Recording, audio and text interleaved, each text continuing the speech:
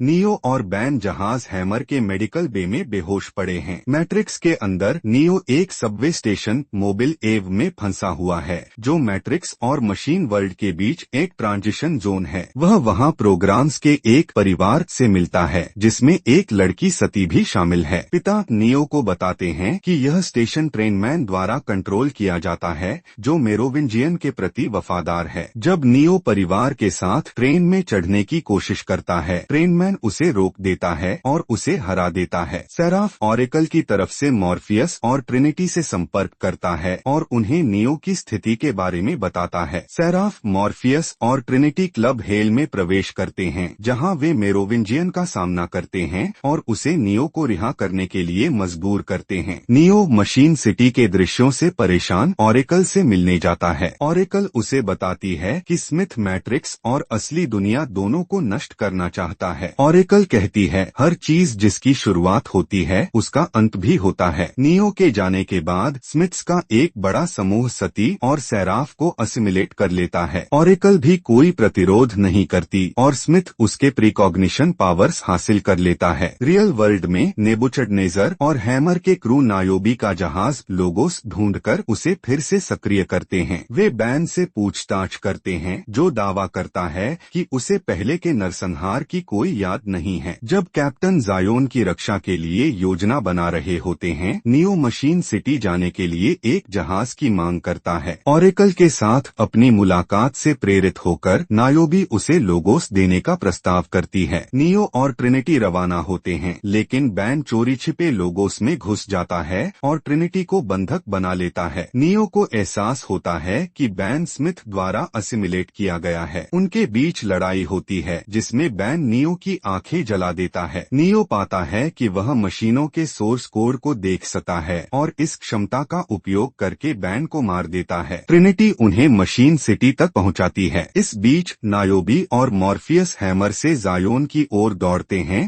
ताकि मानव रक्षा को मजबूत कर सकें। जायोन का शिपयार्ड सेंटिनल्स की भीड़ से घिरा हुआ है। घायल कैप्टन मिफ्यून किड को गेट खोलने का निर्देश देता है ताकि हैमर प्रवेश कर सके। हैमर के पहुंचने पर वह एक ईएमपी डिस्चार्ज करता है, जिससे सभी सेंटिनल्स को निष्क्रिय कर दिया जाता है, लेकिन जायोन की बाकी सुरक्षा भी खत्म हो जाती है। इंसान आखिरी हमले का सामना करने के लिए पीछे हटने को मजबूर हो जाते हैं। लोगोस मशीन सिटी के बाहर मशीनों के हमले से घिर जाता है। हमले से बचने के लिए वे मशीनों के ऊपर खुले आसमान में उड़ते हैं और फिर एक बिल्डिंग में दुर्घटनाग्रस्त हो जाते हैं, जिससे ट्रिनिटी गंभीर रूप से घायल हो जाती है। नियो मशीन सिटी में प्रवेश करता है और वहां की मशीनों के नेतृत्व ड्यूस एक्स मशीन का सामना करता है। नियो चेतावनी देता है कि स्मिथ मैट्रिक्स और असली दुनिया दोनों पर कब्जा करना चाहता है। वह स्मिथ को रोकने के बदले जायोन के साथ शांति का प्रस्ताव करता है। ड्यूस एक्स मशीन सहमत हो जाता है और सेंटिनल्स का हमला बंद हो जाता है। मशीनें नियो को मैट्रिक्स में प्लग करती हैं, जहां की पूरी आबादी अब स्मिथ द्वारा असिमिलेट की जा चुकी है। स्मिथ, जिसने ऑरेकल की शक्तियां हासिल कर ली हैं, नियो से कहता है कि उसने अपने खिलाफ अपनी जीत देखी है। एक लंबी लड़ाई के बाद नियो हार मानता हुआ प्रतीत होता है और खुद को असिमिलेट होने देता है। मैट्रिक्स के बाहर मशीनें नियो के शरीर में ऊर्जा का एक झटका भेजती हैं, जिससे मैट्रिक्स के अंदर सभी स्मिथ नष्ट हो जाते हैं। सिर्फ ऑरेकल बचती है, जो वहीं पड़ी होती है। सेंटिनल्स जायोन से हट जाते हैं। मॉर्फियस और नायोबी गले मिलते हैं और नियो का निष्प्राण शरीर मशीनें ले जाती हैं। मैट्रिक्स को रिबूट किया जाता है और आर्किटेक्ट पार्क में ऑरेकल से मिलता है। वे सहमत होते हैं कि शांति जितनी देर तक संभव हो बनी रहेगी और जो लोग चाहेंगे उन्हें मैट्रिक्स छोड़ने का विकल्प दिया जाएगा। ऑरेकल सती से कहती है कि उसे लगता है कि वे नियो को फिर से देखेंगे। सेराफ ऑरेकल से पूछता है कि क्या उसे पता था कि ऐसा होगा। वह जवाब देती है, मुझे पता नहीं था, लेकिन मुझे विश्वास था।